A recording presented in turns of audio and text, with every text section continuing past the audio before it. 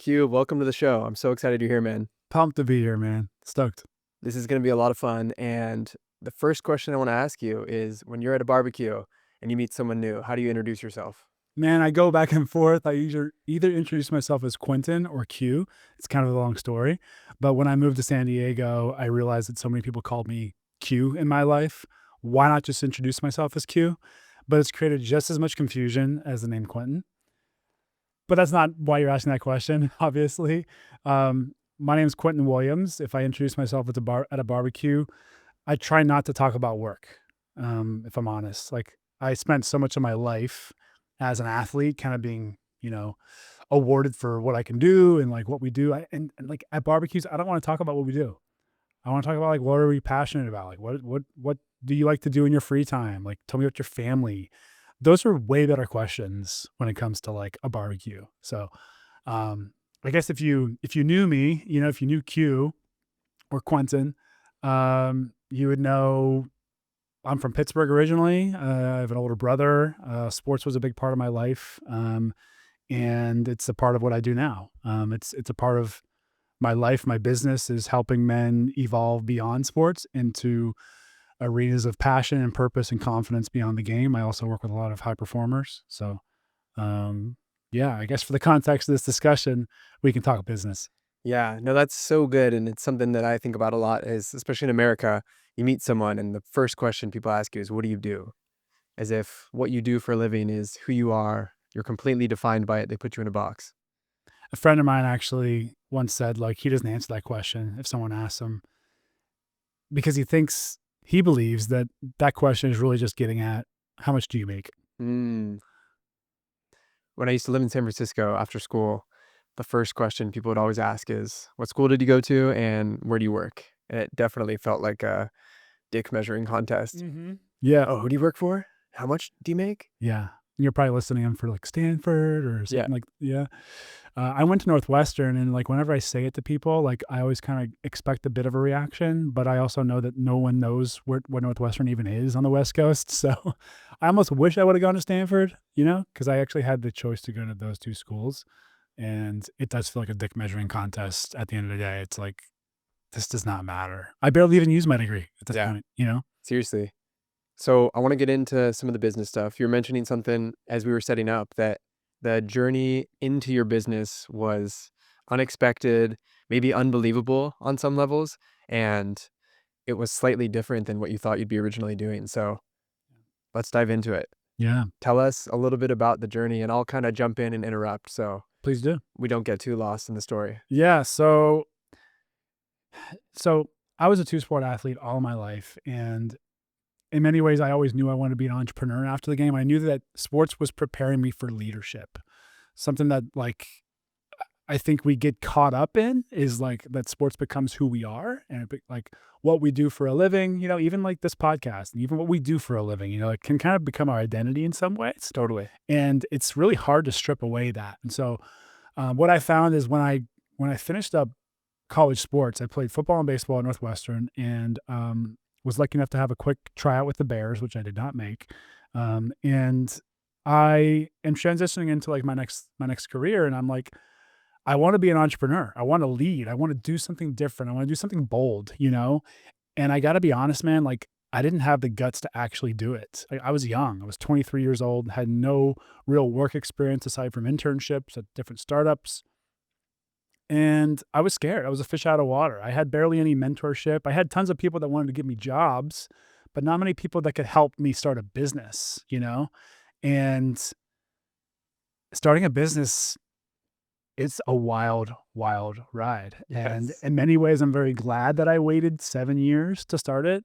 But in many ways, I wish I would have done it earlier because like bold action is rewarded, as you talk about all the time. And it's funny because my business initially, I spent 6 years writing out the business plan and all these different like ways I could do it, but I wanted to help tackle the concussion issue in football. I wanted to help guys navigate how to better their brain health and their mental health beyond the game because I saw so many former teammates of mine taking their own lives, being diagnosed with CTE. You saw Junior Seau out here in San Diego, obviously was a big case. And I'm like, there's got to be more to this. There's all the there's all the topics of masculinity that get caught up in who you are beyond the game. There's the topic of finding a purpose, finding an identity. And I just was not willing to hang my hat on like, oh, this is a brain issue. This is a mental health issue. This is a purpose and identity issue. And as I did my own digging, it's funny, I was like pursuing this business plan and like I wanted to start something, but I was really scared to like put it out there because I'm talking about a very taboo topic, men's mental health, concussions and CTE, which is something that you can't cure. You can't even diagnose it in someone who's like living right now. So most guys don't want to talk about it. They don't even want you to broach the topic, period. And so I had my hands full, you know. I also was trying to solve a problem that I didn't know if I could solve. And so putting myself out there, talking about this thing just felt really scary for really long. And all along, I actually ended up developing symptoms myself of concussion. So it's crazy how if you immerse yourself into a world for long enough, you almost start to manifest the symptoms. And so I was thinking about this stuff all the time. I developed mood disorder. I developed double vision from a hit that I took in college my senior year. And I didn't come out of the game, didn't get the concussion diagnosed. I was just seeing double for 5 minutes. And that was still haunting me 2 years, 3 years later. And it's crazy. I went through all kinds of different therapies and modalities to fix my eyes and team them back together. There's like physical therapy you can do for your vision. And I was getting better, but I'd have to keep going back every like 6 months to like redo it or get more therapy and stuff. And it was really taxing. I mean, those were like the darkest moments that I had because when you're doing vision therapy for your eyes, it's kind of like doing, ankle weights for your ankle when it's like rehabbing. It's going to make it hurt in the short term, and then it's going to make it better in the long term. So mentally, what that meant for my eyes is it created more symptoms, more depression, more moodiness, more anger, more disorientation, more double vision and headache. And so I would come out of those sessions sometimes like wanting to jerk the wheel. And that is not, I still have a hard time saying that, but like I was that frustrated. I was that frustrated. And, when I flash forward a few years later when I finally got like really the confrontation that I needed, the shift that I needed, the biggest change in my symptoms came from getting coaching, basically, like getting direct feedback like I got in sports, like I got as an athlete. In sports, you have coaches, you have mentors, you have a playbook, you have clarity on what you're supposed to do every single day, every single minute of the day is accounted for. What to put in your body, what not to put in your body. Like, and life after the game, entrepreneurship, the fortune favors the bold, but like, where do I step? Like, where am I supposed to go? What's the playbook for this? There is no playbook. Right. And it turns out that's exactly what was causing my symptoms because I went through this transformational weekend through a leadership development company called ALA. And it put me in a situation where I had to really confront myself and confront my ego in a way that I wasn't oriented to yet. I had done a lot of work on myself, very personally growth oriented, but I had never done this kind of work and really looked at how scared I was. It's so good. So I want to ask you a question related to this that came up on a coaching call yesterday. We're going to take a quick side street and then we'll come back to the main story here. Yeah. Why are you personally growth oriented? That's a good question. I feel like I now know it as God, but I feel like there's a calling on my life. I've always felt like I've been different. And I think part of that is my ego telling me like, oh, you're different, you're special, all those different things, both better and worse, right? In many ways, I'm very self-conscious, but in many ways, I'm highly confident sometimes. But I think I've always just kind of had this sense like I'm bigger than everybody, I'm taller than everybody. I literally had to move up a grade in kindergarten because I was taller than everyone in my grade. And just a big 6-year-old? Just a big 6-year-old, man. And I don't know. I just always had this sense that like I'm different and I wanted to be the president of the United States when I was younger. I'd look in the mirror and be like, yeah, you're going to be the president of the United States. Let's go. I'd vote for you. Yeah, I know, right? Like maybe that's still on my radar. Like maybe that's my future still. I mean, I would love nothing more. I think that responsibility, like it's not a burden to me. It's a responsibility, it's a privilege, and it's an honor to do those kinds of things.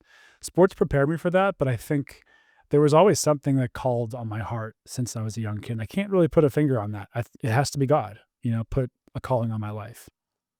I love that you're saying this and you're saying the hard things of maybe it's ego, maybe it's I think I'm better than some people, Yeah, maybe I think I'm worse than some people. It's something that I grapple with a lot. yeah, And I have done a lot of work around my shadow. And what I'm learning is that I am super judgmental. And because I judge myself so hard, that spills over into others and vice versa. Like if you're judging other people, you're going to be 10 times as hard on yourself. And right. so I'm sure you have a pretty strong inner critic. Oh, yeah. 100%, hands down, one of the biggest in the room. Of course, my inner critic would say I'm the biggest critic in the room. No, and I think a lot of that comes from childhood. And, a lot of times it never felt like it was enough, or would be enough. And like that standard of like being the leader on the team or taking the extra step or training for 30 or 60 minutes after practice, like that just became a habit. It was instilled in me by my parents. My dad was foundational in that. And I'm so grateful for that, but I also know it's like led to burnout. It's led to all the shadow sides of it, of really thinking I'm so different and I'm so unique and I'm therefore separate from everybody else. So when I judge myself, yes, you're right. I judge people in front of me. I judge the stranger down the street. I judge the friend group that I'm entering, right? And I stay on, I find myself sometimes staying on the sidelines of groups. You know what I mean? I don't like to get like really invested. I like to kind of stay on the fringes, and it's a really beautiful thing, but it also keeps me from getting really deep with people. That judgment holds me back. And yes, it's built on high performance, and that's actually what I help guys break out of now. It's such a paradox. I mean, we often end up coaching and teaching about the thing that we need to learn and fix ourselves or that we have learned and fixed within ourselves. Yeah. So it makes sense. And I've come a long way, like I know my ego very well now. Its three main habits are to judge, to try to control, and avoid conflict, like avoid certain things or tasks, and judgment's at the core of that.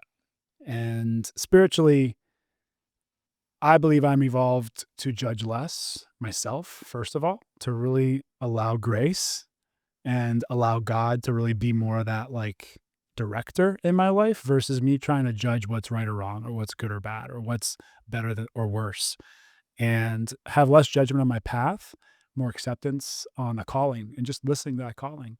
Because if I would have listened earlier, like in my path, I would have had less symptoms earlier on. I would have just followed that gut feeling, that intuition, that call so much earlier, and life would have gone a lot smoother. But instead I suffered for years.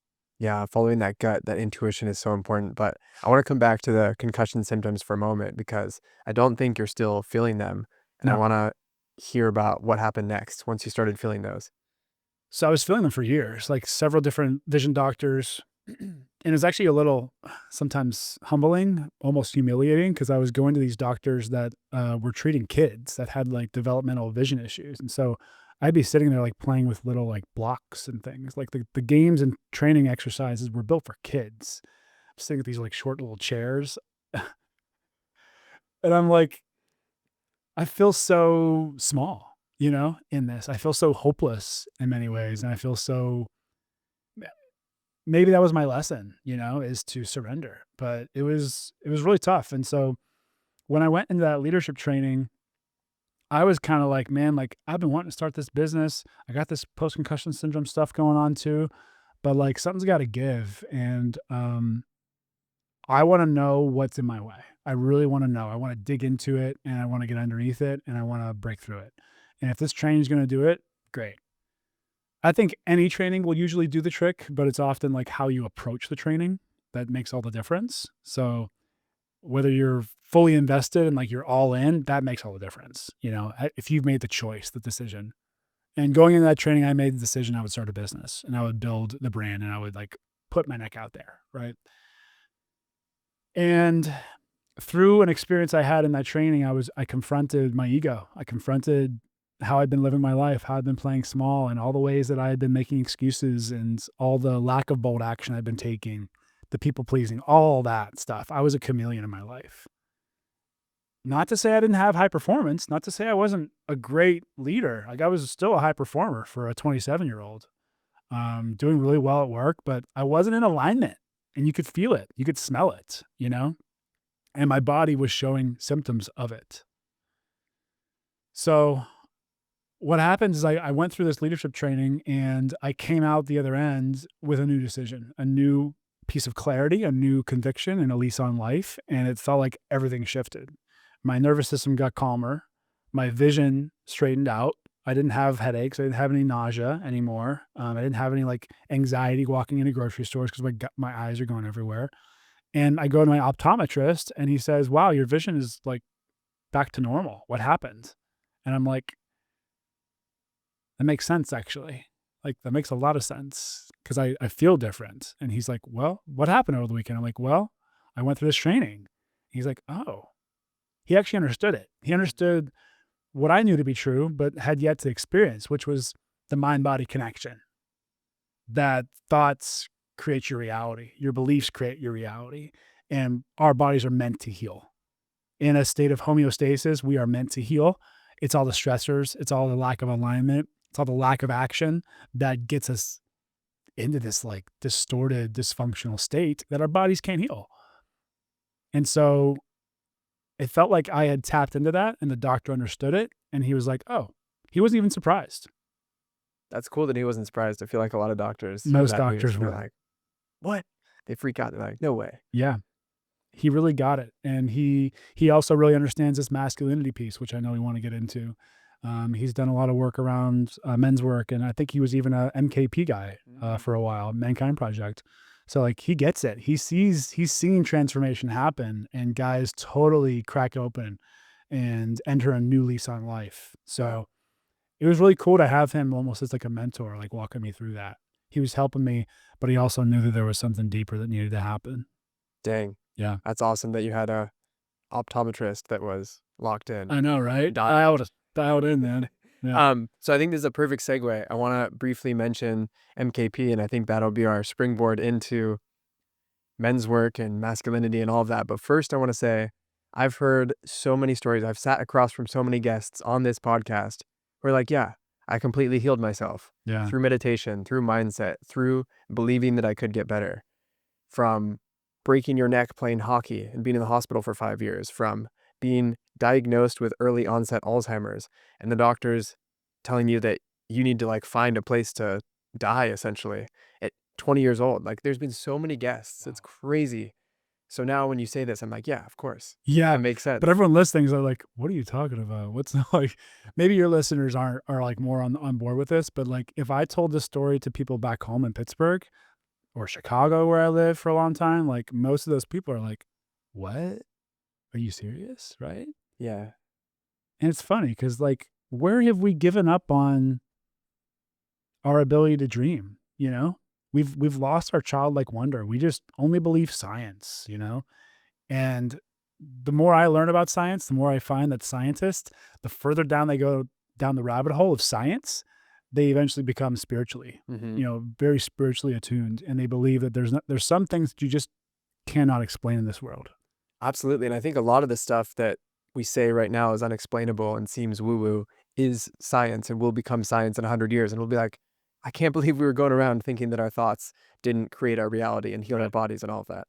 I mean, I grew up, you did too, like in the genetics age where like everyone's like, oh, it's your genetics that's like creating that. And like Yeah. you have a genetic proclivity to alcoholism, all these different things. And now there's this new field of study called epigenetics, which is that we are born with certain genetics, but the way we're raised, what we're raised around determines how those genes turn on.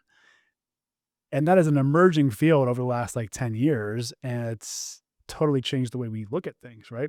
But still, mainstream, most people do not even know that exists. But it's something that's just like, it's part of our daily life, like we know Totally. that if we show up with a different mindset, our genes will express differently. Our body will literally mutate itself the way it's meant to,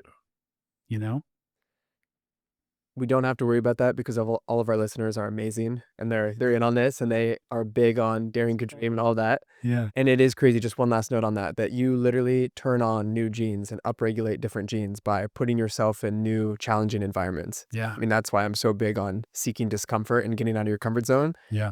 You literally unlock new parts of yourself. Yeah. And that's so cool. So back to the men's work piece, you mentioned cracking open, and that was a perfect opportunity for me to share a little bit about this weekend I just got back from. Yeah. So I just got Let's back go. from the Mankind Project Rite of Passage weekend. It's called the New Warrior Training Adventure, and it's all about masculinity and men's work and really embracing, first finding and then embracing the shadow. And I'm not going to say too much because I want a lot of people to go through it and I don't want to spoil anything. But what I will share is that I don't think I have ever cried in front of a group of people before. I talk about how beneficial it is to cry. I've like wanted to cry in our men's group, Yeah. but whenever I get close to the emotions, I feel it for a moment and then it's like a fish just running away. Yeah. Like you're snorkeling and you get too close and it just like goes away and then I don't feel anything.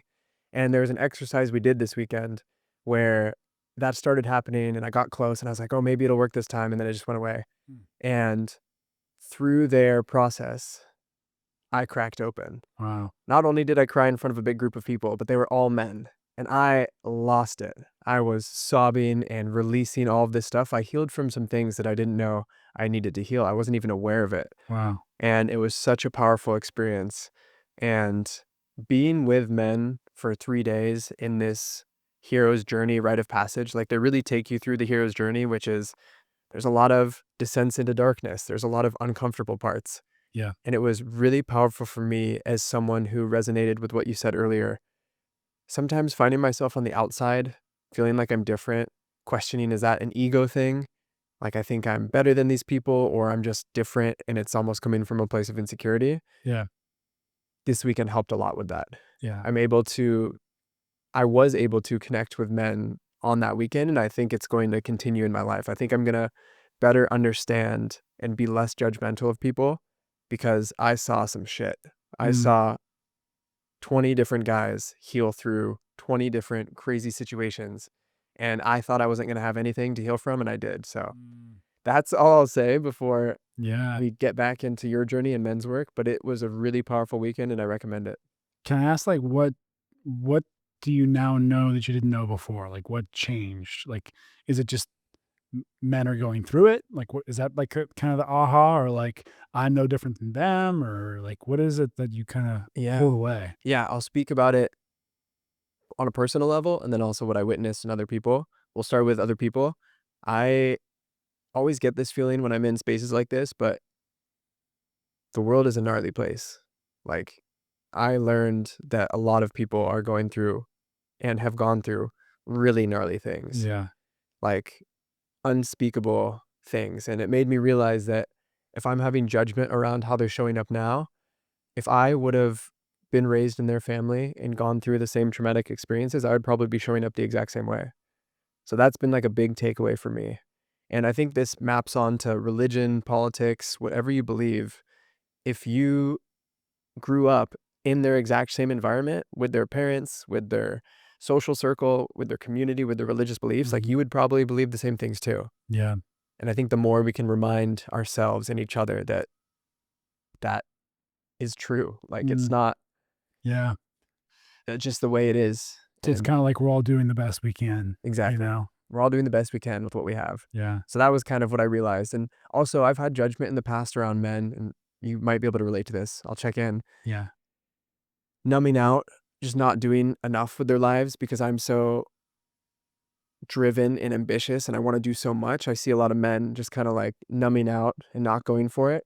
And what I realized through this weekend is a lot of that is because of the shit they went through. Like, this is the way they're coping. Yeah. It's not because they're not ambitious. It's not because they don't want to become the best versions of themselves. They're using these vices to cope with some really gnarly stuff. Wow. It's really beautiful, man. It's really, what's, I know I'm not trying to interview you, but like, what do you pull out of that for yourself? How does that change how you show up now moving Yeah. forward? Yeah, I definitely am going to show up and have been showing up with more empathy and understanding for all people, not just my coaching clients, right? Because Yeah. like if someone's working with me one-on-one, I'm their biggest fan, I'm their cheerleader, I will challenge them, Yeah. I will do whatever it takes to help them. But I think on a wider level, especially with men, like I've always felt somewhat disconnected from other men, Yeah. unless they're like really into personal growth like I am. I Then we have see. something to talk Yeah. about. But like I don't watch any sports. Yeah, me either. I don't drink beer. Yeah. I don't do these like classic men's Yeah. group And you almost activities. can't relate to the guys that just do that, 100%. right? And it's easy to judge those things as like you guys aren't being ambitious, but you're right. Like if I can release that judgment, like we actually have a lot in common. We want the same things. We just aren't necessarily taking the same actions. Exactly. If I can release that judgment, I Yeah. can get curious and like really get to know the person instead of just being like, dude, how can you spend every day on the weekend like just watching sports all day and drinking Yeah. beer? Like Yeah. what are you doing? Right. Right. So that is one big takeaway. And then the takeaway for myself, without getting too deep into it, I realized that through multiple relationships in the past, both romantic and then with a business partner, that I had been hurt. I hadn't allowed myself to be hurt. I didn't allow myself to get angry or mad. Mm. This goes back to some of the anger stuff that we Yeah. talk about in our Yeah. group. And instead of feeling it, I just wrapped my heart in armor.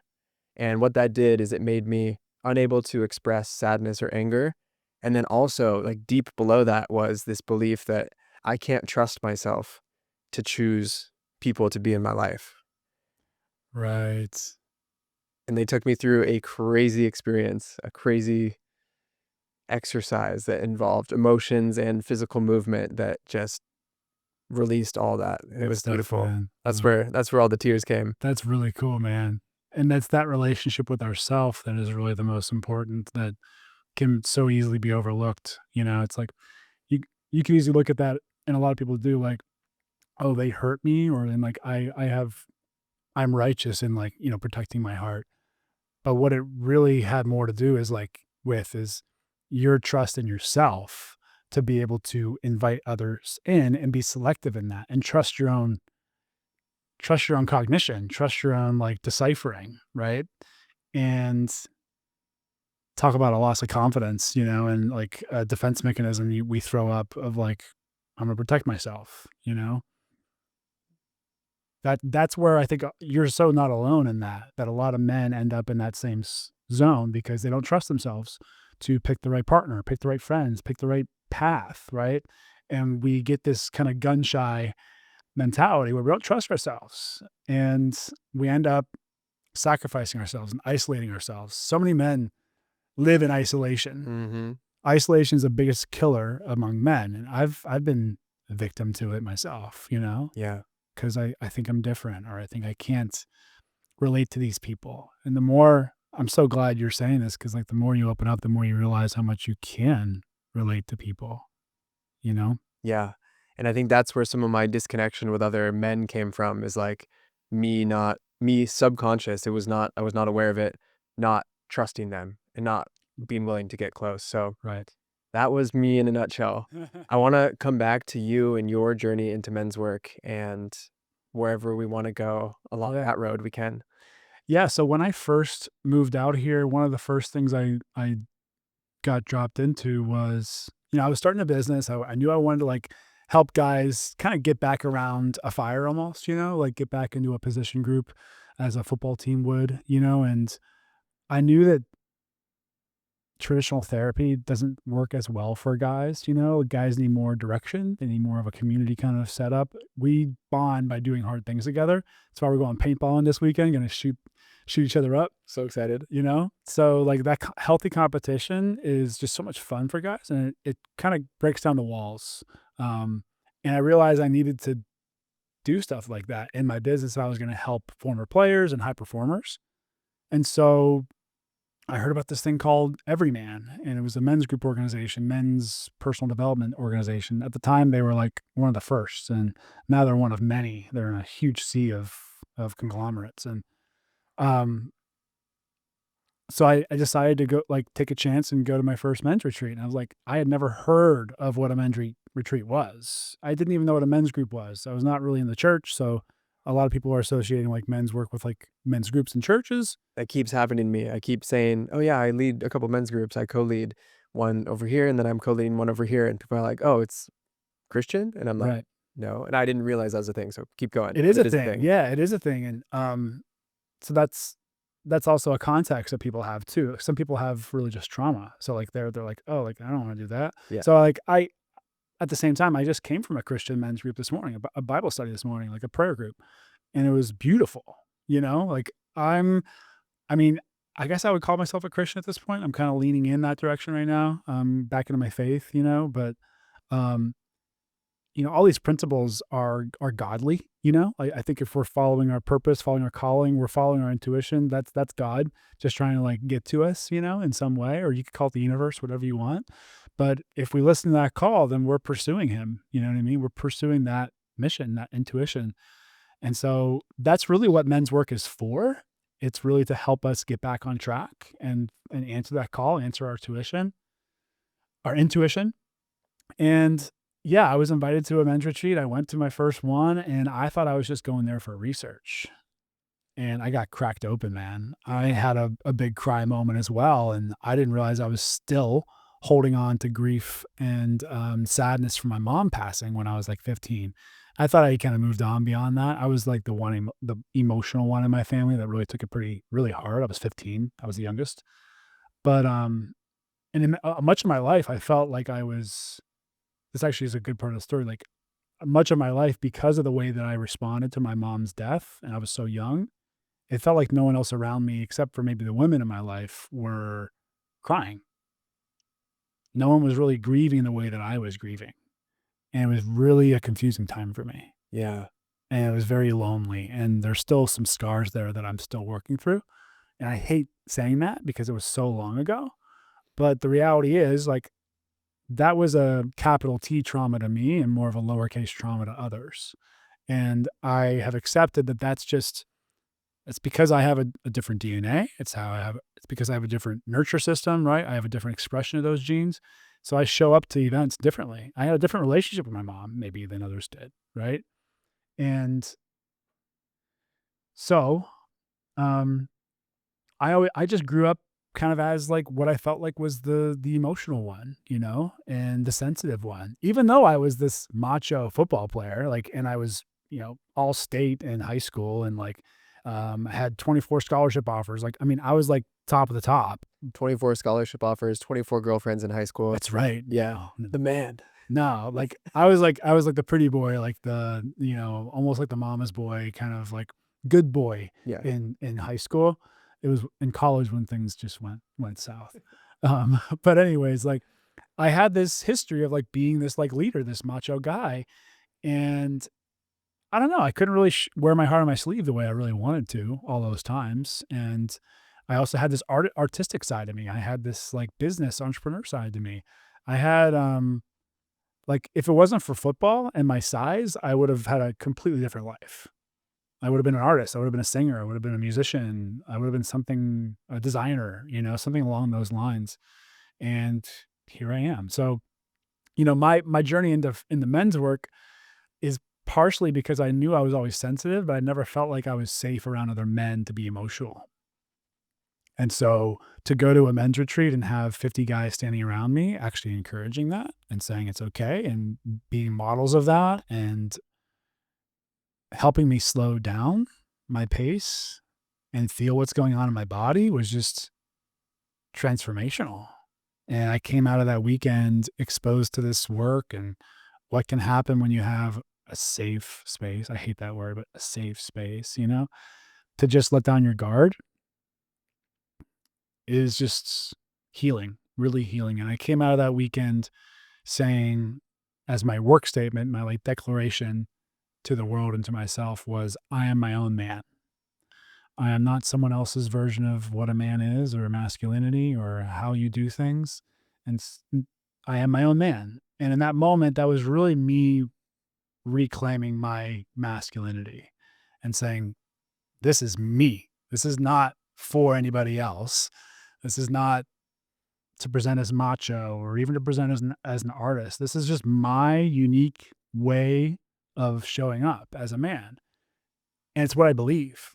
And for me, standing up for something I believe in was, I just didn't do a lot of that. I was really good at standing up for someone else's mission, you know, standing up for like the team's traditions, right? Or the playbook and like honing into the rules in my life. I was very good at that, but I wasn't as good at coming up with my own rules and my own passion and my own North Star.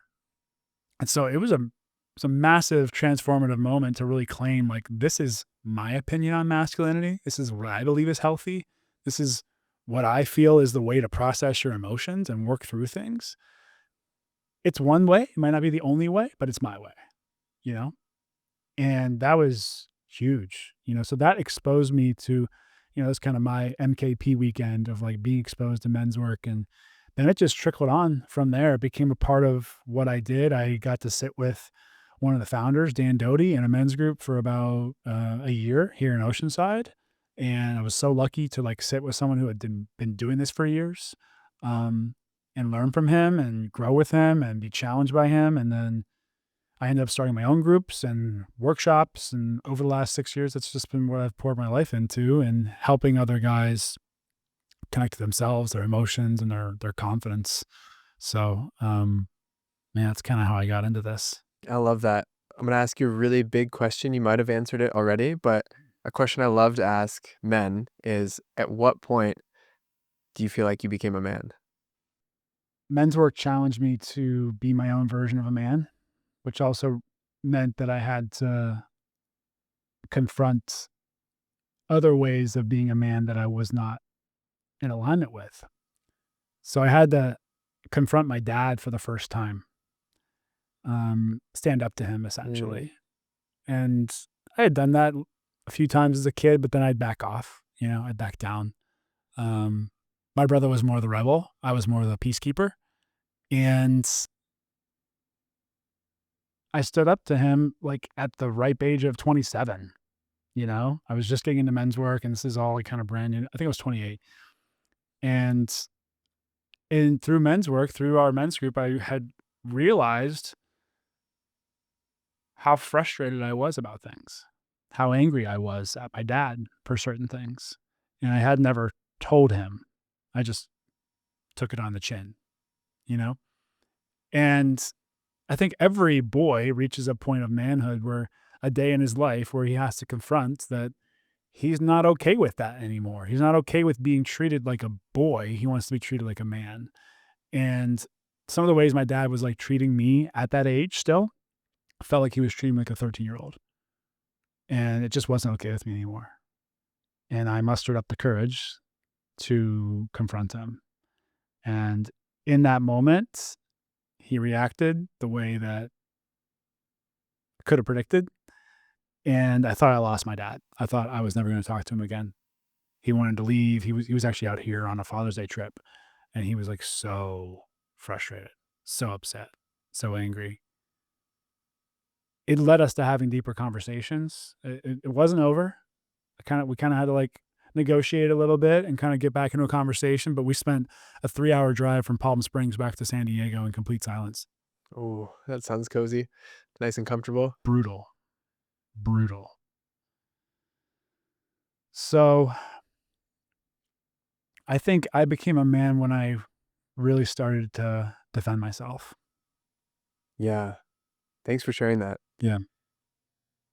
What comes up for me as you share that is the moment you stand up for yourself, whether it's your dad against your mom or against the parental unit, Yeah. that to me, when I reflect on my own life, that feels like the moment I became a man. When I put what I believe and my mission in life above what my parents wanted me to do or were okay with me Is doing. that your story? I didn't know that. Yeah, when I quit my job for the second time and I told them that I have no idea what I'm doing next, but Wow. it's not this. And we went back and forth a lot. Like they were freaking out. They were not very supportive. And then the moment I owned it and was like, I'm doing this with or without you. And I wasn't asking for anything. I've talked about this too much on the podcast, but it's not like they were giving me any financial support or anything. Like I was Yeah. completely independent. But obviously, I want their approval. I want them to be like, yeah, go for it. The moment I owned it and I was like, I'm doing this, I don't care what you think. That's when they started to get on board. So I had to have that stake in the ground Yeah. moment and stand up. That's huge, man. That's absolutely huge. I think that is where most men become men, right? Is there's nothing better, I think, than like when I got the chance to look my dad in the eyes and say, he would constantly try to give me advice or try to tell me to do this or do that or give me critiques and stuff around business and starting the business, same kinds of things. When I just looked him in the eyes and I said, Dad, I got it. And you can say you got it and not mean it, but I meant it. Yeah. And it was like, Dad, you don't have to be the dad anymore. And I think every dad, every parent is waiting for that moment from their kids, really. Because why would you let go if you can't trust that they have it, that they are going to take care of themselves? They're going to take the responsibility to parent themselves. So I'm actually, I understand why he didn't, why he kept critiquing me, because I never really said, Dad, I got this with conviction. Mm. So kudos to you, man. Hey, kudos to you How old too. were you when that happened? 25. 25? Yeah. Earlier than me, man. Way to go. I'm like an old soul though. I'm like 95 at heart. Me too. I thought I was too. You know, the younger generation, you're not the younger generation, but I have a friend who's like 25 right now. I'm 35. He's one of my best friends. I'm so inspired by him because like the younger generation, they got some balls, man. They really do. And he's one of them. He's my friend Billy Garton. You'll have to meet him one day. Yeah. He also is in the men's workspace. He does basically men's work at college campuses. A lot of sports teams, a lot of fraternities, helps kind of instill a safe space, you know, for these guys to open up and talk and work through things. Because mental health at that age is so much more rampant. It's so much worse. But there's also so many men that are evolving and leading in really awesome ways and taking those risks and being bold in the face of their parents younger. So I think that's really inspiring that you did it at such a young age of 25. There's a guy who just joined the Bold Action community and he's 19 and he is legendary. He's going after his mission. He started his business. It's so cool. So I think there's a lot of hope. There's a lot of doom and gloom around Gen Z and A lot. everything that's happening. And I think that that is somewhat warranted, but there are a lot of Gen Zers, and I don't even know if 19 is Gen Z. I think it is, Yeah. I don't know. who are stepping up and Yeah. crushing it. So Yeah. there is hope. And I think this is a perfect segue to go into the entrepreneurship business side of things. We've had some conversations around how hard it is to build a coaching practice, and we're both under 40, which the average age of a coach is like 55, 60, it seems like. I didn't know that. Yeah, That is. in my world of leadership coaching, Mhm. for sure. Like Yeah. most people have been in corporate for 30 years and then they retire and then become a coach. So Yeah. that's been something I've been up against. And I just want to hear a little bit about the journey for you. Has it been easy? Has it been a walk in the park? Is everything clicking? Not a walk in the park, man. I mean, if I wanted to make more money and be more quote unquote successful in this business, I probably would work with women. You know, more women are open to this stuff. Women also have like more money than they did 10, 20 years ago. So like they actually have the means to pay for these kinds of things. And they're just more open, you know, on average. It's changing a lot, but that's been one of the biggest challenges is like over the years developing how I talk about this topic, from emotions to leadership. You know, where are you going to catch somebody? Am I going to catch somebody, a guy, with a topic of like, you know, master your emotions or be more emotional or be more vulnerable? Some guys are going to take to that, but most guys are not. And so that's been one of the biggest struggles is like educating, opening guys up to what's possible if they actually explore these things, but also kind of like selling them what they think they want and actually giving them what they need, which Yeah. also really works. And guys aren't upset by that, you know? So it's not been a walk in the park. Marketing to men is a unique feat. But I feel like I've gotten really good at it over the years. I've learned what to say, what not to say. And, you know, the work also speaks for itself. I mean, when I've been doing this for so long, it comes a lot more natural now. I still have areas to grow, but I've gotten better as a coach and as a facilitator, and that definitely helps a lot. Yeah. Yeah. So say there's a man listening to this episode and he's like, men's work. I've maybe heard of that, or someone invited me to something once and I didn't go and I'm curious about it. Like, what would you say is men's work at its core? Hmm. And maybe a iteration of that question too that might be helpful is like, what could someone expect if they came to one of your groups? Because you can't Yeah. know what everyone else is doing. Yeah. Well, I'll say guys tend to come to the groups for different reasons. Some guys are just looking for a friendship. You know, they're feeling very lonely. Maybe they're a high performer and they just like so busy in their business. They just need more guy friends that are doing cool things. Um, some guys are doing really well and they're looking for like another edge. They always know that you can invest more and get more, right? And they're like, oh, there's something curious about this that I want. Some guys are like really hurting, you know, and like they're feeling really stuck and they know they're made for way more than they're doing right now. So I kind of have like three types of guys that will kind of come in, but all those guys end up walking away with the same things. They end up walking away so much lighter than they ever thought they could feel. Like kind of like they just came out of a massage. You know, they released some burdens, some things they've been carrying inside that they don't have anybody to share with, and they don't have anybody to not only share with but also support them and like give them not advice but give them encouragement to take a new step, turn a new leaf. And so guys come out feeling empowered and held accountable to something like I'm not in this alone. And so not only do I feel lighter, but I feel strong, like strong as hell and motivated.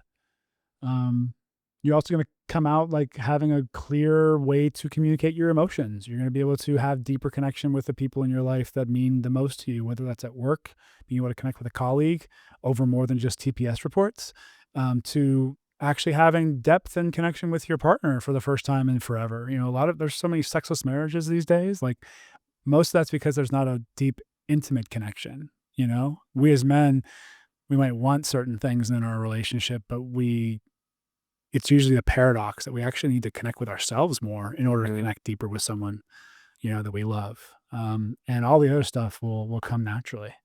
So, Yeah, I think so many men, so many people, so many men specifically need to build that relationship with themselves and that self-awareness to know, what am I feeling? So many people, myself included, are often disconnected from their emotions. And like I described earlier, I would try and get close to emotion and it would just run away. And so that mhm. self-awareness, that ability to understand yourself so that you can then understand others is important. And to your point too, like it's not like you didn't know how to do it. You know, you were trying. You were aware that you felt like some sadness and you just couldn't access it. And you felt numb. You knew it was there. And I think there's probably a lot of guys listening to this that are in that same spot that like they're emotionally intelligent, but they're not emotionally aware. You know, it's hard to put into words, but there's a difference between knowing you need to tap into it and actually having the skills to do it or the space to do it. And yeah, I'm not trying to say like these groups are all about just like tapping into your emotions. Like it's about much more than that. It's about tapping into the joy. But if you're feeling frustrated by like not being able to feel, like this is exactly what you need. Like this is exactly the space to basically have a gym for your emotions. You know, just like you would train at the gym, you know, consistently, this is a gym for your emotional experience. And I like how you said that there's kind of three different archetypes of men coming to your groups and coming to men's work in general. It's the high performer who just wants more. It's the person who's lonely and disconnected and wants to maybe build relationships with other men. Mhm. And then it's the person who is hurting and is kind of going through some stuff and they want Mhm. to fix that, heal that. Because I think that's maybe the stereotype is that everyone who goes to a It men's group is is. broken. I hate that. I hate that because the reality is we're all broken, Yeah. but we just judge the ones that are visibly broken. Mhm. You know, so that's actually like a shot of the ego. You know, we kind of judge the people that seem to be struggling or like hurting. And we're all on our journey. Most of us just haven't acknowledged it, you know? So, um, yeah, I would actually argue that if you categorize yourself and you're listening to this right now and you categorize yourself as a high performer, are you really? You know, like I know you might be happy or you seem fulfilled, but like, is there something deeper? Is there something more there for you? And are you really happy with where you're at? Do you think there's more in the tank? And I think most high performers would really second guess that, right? And what's crazy, I still remember the day I learned this. Most high performers are high performing because they have something broken inside of them. Yeah, and I And hate it's, using the word broken yeah, because I don't want to put that on guys, but yeah, you're right. something that is hurting them or Yeah, is neglected and needs healing. And that was a huge moment for me because I used to, man, finance Greg back in the day. Like I was success at all cost. I thought that if you were successful, you were a good person. You had your shit together. You had figured it out. And realizing that some of the highest performing people in the world are that way because they have something driving them when yeah, everyone else would have been like, yeah, I've made $1 million. I'm good. I've made $10 million. I'm good. No, like I need to keep going. They're driven by something that right. most people wouldn't want to have in their life. You're right. Often it's a wound, often it's an insecurity, often it's something from the past, right? They're trying to fill a void. And that's rampant in the former athlete space too. A lot of us as athletes, including myself, became really great at sports because we felt different or we felt like we were less than. And sports became a way for us to bond with our father or our mother or the people around us or to feel like we had value to add. And it's a really skewed way to look at the world, to view yourself as only having value if you can create, right? But we have inherent value, right? We have inherent value. It's just whether or not we activate it. Yeah. And I think um, if I could simplify men's work, it's really bringing men back to that we have inherent value. Ryan Carnahan's in our group, and like he talks about that all the time. Like you have inherent value. It's limitless. Men need to remember that. We need to reconnect with that. And the fact that our value and our worth does not come from what we do, it comes from the alignment in our heart. That's a huge realization I had. And I feel like the best example to make that true for you is think about a baby. No one holds a baby or they give birth and someone hands them their baby and they're like, oh, this baby's incompetent. This Right. baby can't take care of itself. Right. It can't make money. It's not worthy. And if you think about that at a deep level, it's like, duh. And that's something I've struggled with for sure. Like I remember writing my value is not based on my accomplishments, like in Mhm. my journal so many times, Right. just trying to remind myself of that. But then the question there is like, well, if it's not based on your accomplishments, then well, what is it based off of? And I find that that's such a tough question to answer for us as men, because okay, well, in the self-help world that we live in, there's all this talk about like, well, I'm worthy. I just decide that I'm worthy and you just choose to be worthy. And like, you remember that you're worthy. You have all these affirmations, always like ways to like kind of program your subconscious in that way.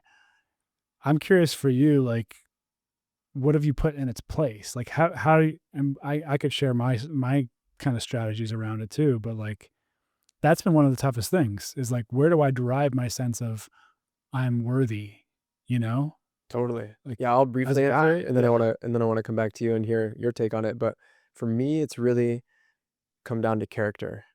Mm, Character has been such a big thing of like your character now and then also who you are becoming. I think the way you treat people and the way you show up in life, that to me feels like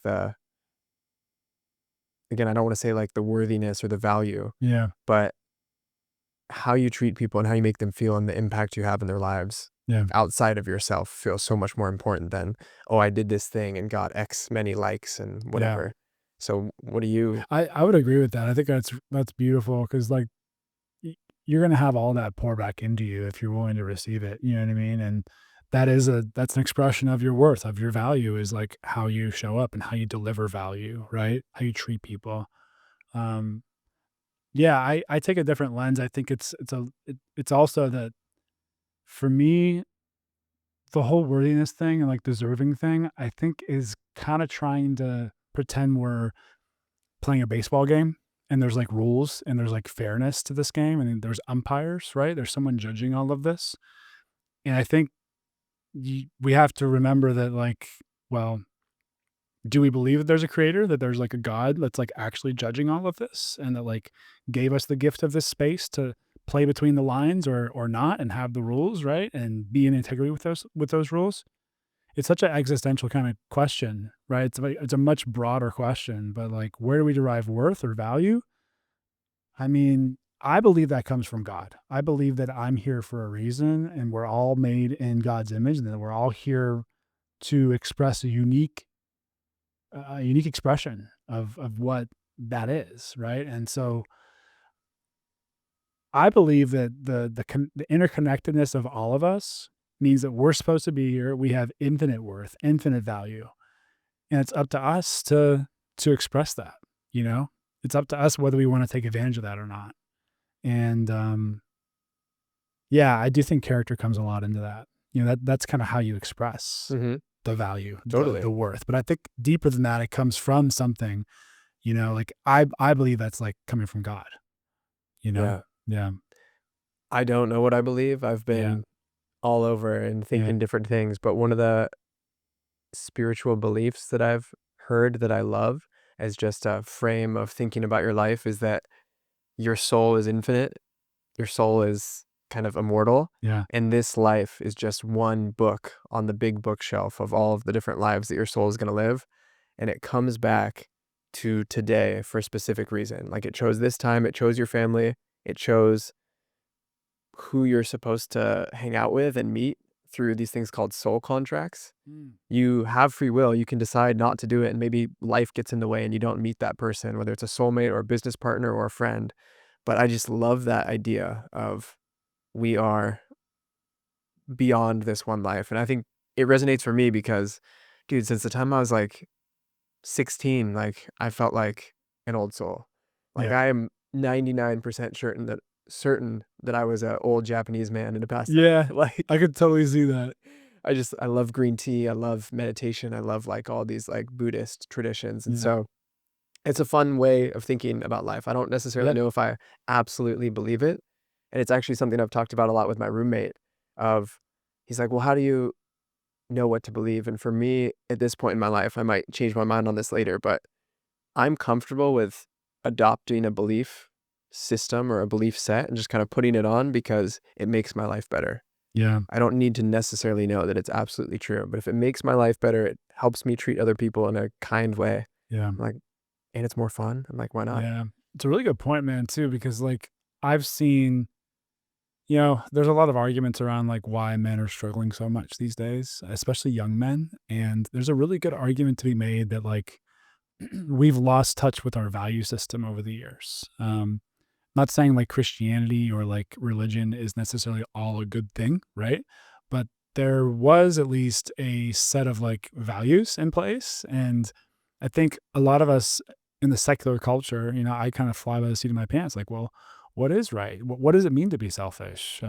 How do I know if I'm being gluttonous or eating too much or spending too much or wanting too much, right? Like, what is too much and what is too little in all these different categories, you know? And we value marriage differently than we used to. We're having more unmarried kids, you know, and I think there's something to say about that. That I've always had this in the back of my mind. Like, I feel like so many men that come to me that are struggling are looking for a playbook,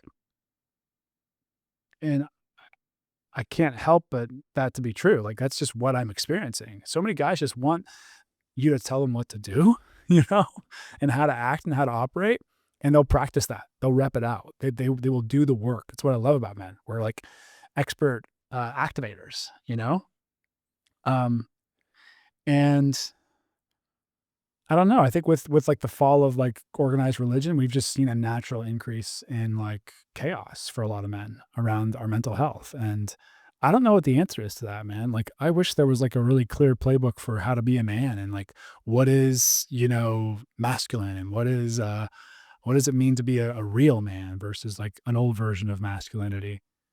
That's what every man is wrestling with right now. And I'm not here to be a Bible beater, but like I do see how religious texts or religion have created at least a structure, you know, a structure that worked for what it was. I don't know if it's what we need moving forward though. I don't know Yeah. what the calling is, you know, but there's clearly a lack of structure and it's a little willy-nilly right now. And guys are struggling because of it. It's very willy-nilly. I Yeah. love that. It's a good phrase for it. And it's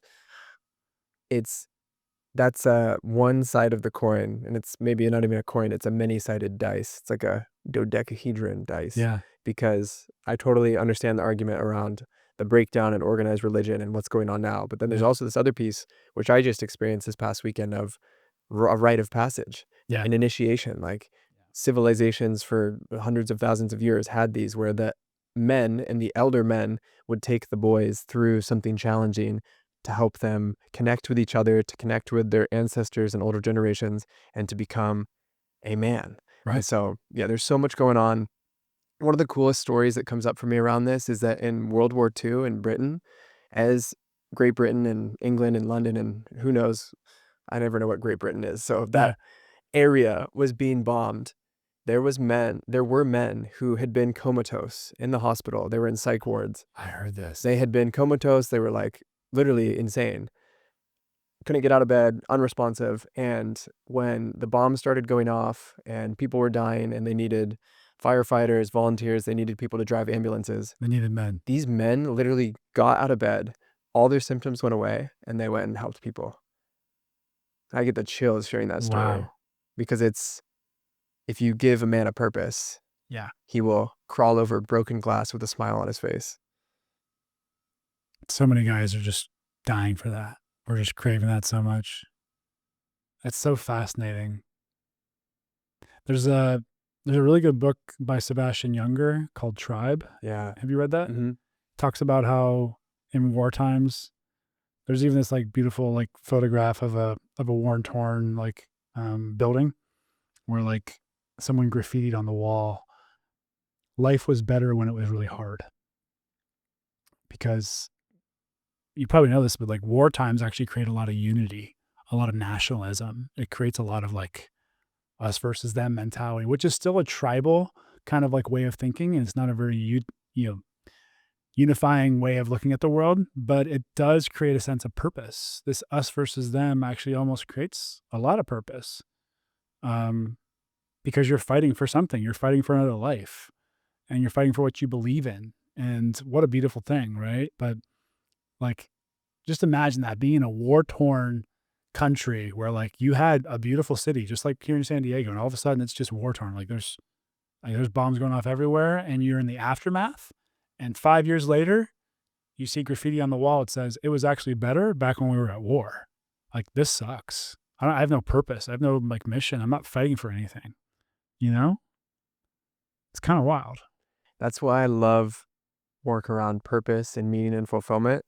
And happiness for sure is something that people want, but it's really, when you look back, the meaning and the fulfillment and the purpose Mhm. is what makes life valuable. When you look back on your life and you think about some of the best moments in your life, the things you're most proud of, it's not when you were completely happy and zenned out on the couch. It's, oh man, I studied my ass off for this test and then passed it. Or I gave a TEDx talk and I Mhm. practiced 108 times before and it freaking sucked all along the way and it was so hard. And the purpose thing is so big with humans, but men specifically. It's Yeah. something that I desperately, desperately wanted for so long. I Mhm. think I spent 4 or 5 years post-college before I charted my own path, where I was working in the corporate world, just feeling useless and like my life had no meaning, and I just wanted to know what to do. Mhm. I desperately craved that lightning bolt moment where I Yeah. would wake up one day and I'd be like, this is what I'm supposed to do for the rest of my life. Right. Like you said, I have a direction.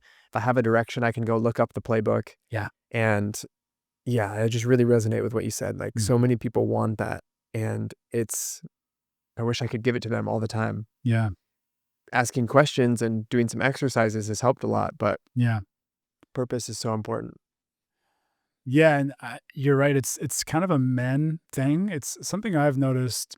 This is a little personal. Is I realize that I've pursued my purpose so heavily and so strongly these last like 6 years. Um, me and my ex, my girlfriend, split up a few weeks ago, and I realized through that breakup that me seeking my purpose so heavily, I forgot about what her purpose was.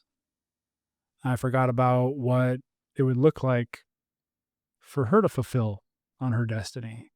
And I think I've mistakenly made purpose just a man's thing, because purpose for a man looks different than it does for most women, right? Um, and I think I'm realizing how kind of selfish I was, that like my purpose mattered more. Because if you read a lot of like the men's like personal development books, like David Data, Way of the Superior Man, a lot of these like growth oriented books will tell you if you want to attract the right partner, if you want to have a fulfilling life, you need to have your purpose figured out. But I realized that me constantly chasing my purpose and my purpose only didn't allow my partner to fulfill her purpose, which turns out all along, she just wanted to be a mom. She just wanted her husband or her future husband to like have both a purpose, but also stability, Yeah. financial protection, security, and always providership. Enough of that so that we can, she can fulfill her purpose of having a family and birthing kids and like taking care of those kids. Like that's her purpose. And I felt so disconnected from that because I was so focused on my own shit. Cause I thought if I don't have this figured out, then I can't get married. I can't have kids. If I don't have this figured out first, then I'm not worthy of that. So I'm like, I'm having a whole, you know, realization around this stuff. And I think in many ways, Greg, can I call you Greg? Of course. They're both great. In many ways, I feel like I kind of repeated some of the pattern that I had that I see guys do as an athlete is like, I kind of got caught up in like my purpose being my identity. Mm. And my identity is much greater than just my purpose, like what I do for work. It's way bigger than that. I mean, I'm really here to be a dad. I'm here to be a model for my kids. I'm here to provide safety for those kids. And I'm really being reconnected to these other parts of masculinity that I had kind of just put on the back burner, you know? I so appreciate you sharing that. And I Yeah. think it's beautiful that you're willing to admit that you were off on the hero's journey seeking the purpose and you lost sight of the great things that were in front of you. Mhm. I relate to that a lot, slightly differently, because I spent 6 years single, like destroying my old life, creating my new life. Yeah. And I definitely fell into that category that I hear a lot of people say of, oh, I need to figure out my purpose and I need to make the money. I need to do all these things before I can have the partner, have the kids, have the family. And who knows if you need that or not? I see a lot of Yeah. people who don't, like Ryan Holiday, very successful, but he talks about have kids early. Like he's Yeah. really big on having kids at like 25, which Mhm. terrifies me. I'm glad I didn't have kids at 25, Yeah. but I don't think we'll ever be fully ready for it. Right. And I love what you're saying around finding your purpose is important, but don't neglect the blessings and the gifts that are in your life currently. Yeah. It's so true, man. I'm navigating that hard right now. Cause like, what better gift can I give the world than like continuing humanity? You know what I mean? I don't know. And it turns on this other part of me, this other side of my masculinity that I'm really proud of. I'm really excited for, So we'll see. We'll see where that goes, where that takes us. It's so good. I know I'm meant to be a dad because then my jokes will finally be fun with, as evidenced by that right there. And your mustache, man. Yeah. I feel like you got a good dad mustache Oh for man, sure. it's gonna get even thicker as soon Yeah. as I pump out a few kids. I feel like you can my dad used to like rub his beard against like my neck. You can do that with like really just annoy your kids, but also kind of love up on them with It's gonna be great. your mustache. It's gonna be so good. So I think one of the last questions I want to ask you, actually, one reflection first, and then we'll come to that question is yesterday I had a moment where Chris Williamson, who does the Modern Wisdom podcast, he Yeah. talks about these things that he calls unteachable lessons. And unteachable lessons are the things that you can't be taught. You have to experience them firsthand to learn. Yeah. It's the classic money won't buy you happiness, or insert whatever cliche you want. But you can have someone tell you that a million times. And you're like, yeah, yeah, yeah, totally. And then you, in the back of your mind, think, oh, well, me specifically because of my disposition or how I was raised or XYZ, like I'm different. I'm different. Yeah. Exactly. And I had one of those moments yesterday where life is going really good for me right now. The TEDx is out. I'm sending it to people. And I had a moment yesterday where I was like, damn, no material success is ever going to make me happy. Because I'm kind of in this like post big thing low where I'm like, I did this thing It's been on my bucket list since I was like 15. I thought it would save me and completely change my life. And like, here I am. Like, yesterday I was struggling with something and I'm like, damn, I'm still struggling with this. Wow. It made me realize that I live in San Diego. I have an amazing partner. Like, I love where I live. I'm doing work that I'm passionate about. Like, this is it. No amount of views on YouTube or Yeah. getting into public speaking more or working with more clients. Like, the clients thing is tricky because working with more clients will actually be fulfilling because it's service. But like, no amount of money or prestige or status is Right. ever gonna change how I feel about myself on the inside. Right. It's really an inner game. So yeah, I just had like a micro moment of that yesterday where I was like, wow, Mhm. here's one of those unteachable moments. Really, yeah, it really is. That's what a lot of Olympic athletes, if you've ever looked into that, like how, they reach this podium moment every 4 years. They get a chance to like run that one race or compete in that one match. And then all of a sudden it's over. And even if you did podium, even if you did medal in a race, the next day you're still Gregory. You're still Quentin. Totally. And if you get the gold medal, the next day there's huge depression. Like, that's one of the most Yeah. studied Yeah. depression times among athletes is after you win the big race. But then again, on the other flip side, like, you trip in the race or you've been Yeah. training for 4 years and something doesn't go right Yeah. and you just replay that in your head for the next 4 years. And I told my girlfriend this last night. I was like, being human is really difficult. It is really hard. There's so much stuff going on. It's like we've been blessed with the ability to know just enough that we can create a vision and cast a vision and like be like, this is what I want to do with my life. And then we're not quite evolved enough to be able to go do that smoothly. It's like all the obstacles that come up along the way. And then a friend told me yesterday that the challenge is, the challenge is the purpose. It's what Ryan Yeah. Holiday, going back to him, says, Obstacle is the obstacle is the way. way. And it's an opportunity. Like, that's where not worth, that's where meaning is created. So every time something challenging is happening in your life, be like, yes, hell yeah, I get to go overcome this. That's good, man. What an opportunity. That's good. That's the difference between distress and eustress. Yeah, Distress is saying, this sucks. I don't want to do this. I'm annoyed. I have to do this to, oh, wow. What an opportunity. This is going to grow me. This is going to evolve me. This is going to shape me. Let me sink my teeth into this. So I love it, man. we could go for hours, and I know you have a time commitment, so we're going to land the plane with two questions. Cool. The first is, you mentioned Tribe by Sebastian Junger. Is there any other book or any entry point for people into men's work? Like, what would you recommend people get started with? Um, there's a lot of good books. There's many I haven't read, but I've heard amazing things about. I'm just opening up a book by Jason Wilson. He runs a martial arts academy in the inner city of Detroit where he teaches young boys tools of masculinity through movement and through, martial arts. It's foundationally just like life changing for these kids. And he wrote a book recently called The Man the Moment Delivers. Sorry, The Man the Moment Demands. So it's about being agile as a man and being able to embody, he calls it the lion or the lamb, depending on what the situation calls for, right? And it's such a beautiful way to present masculinity. That's really what I think we're all called to do. And be is both of those. Um, and when you strike it, you know it. So that's a good book. The Man the Moment Delivers, The Man the Moment Demands.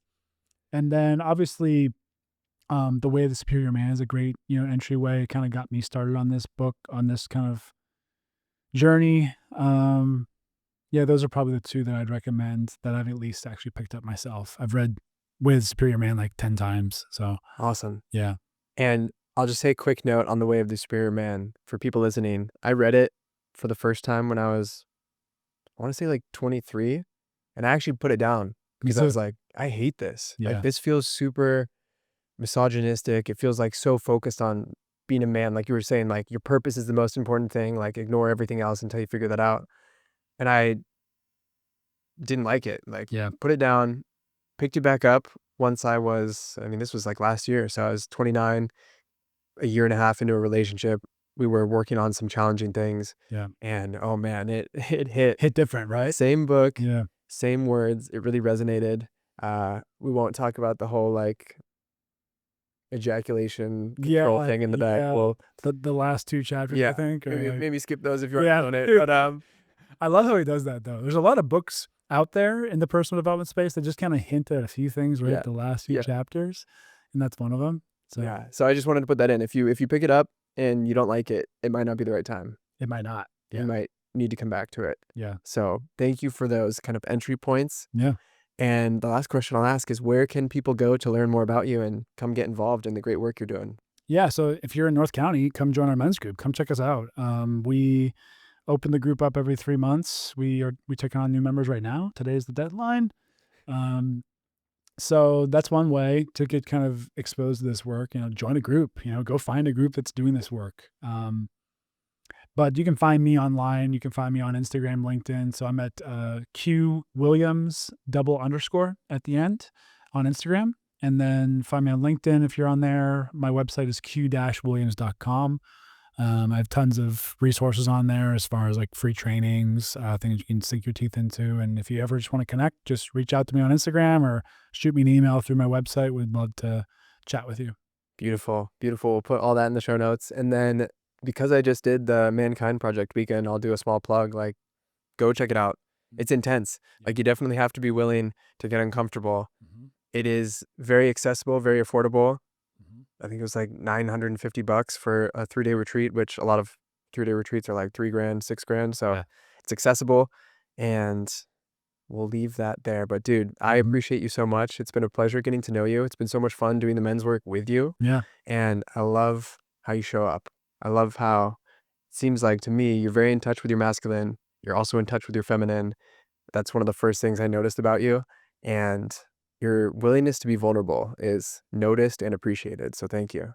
Thanks, man. I'm always a work in progress, and I appreciate your candor too, man. It's always fun getting to connect with you and work with you. And thanks for having me on today, man. This is a great step in the evolution.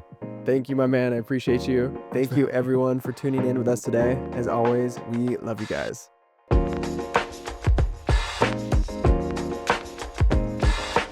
If you liked this episode, please be sure to subscribe to the Dare to Dream podcast on YouTube. You want to make sure you don't miss out on any of the amazing episodes we're going to be coming out with in the future. And if you liked this video specifically, please give it a like, leave a comment, let us know what you loved. Thank you so much for being here. We love you guys.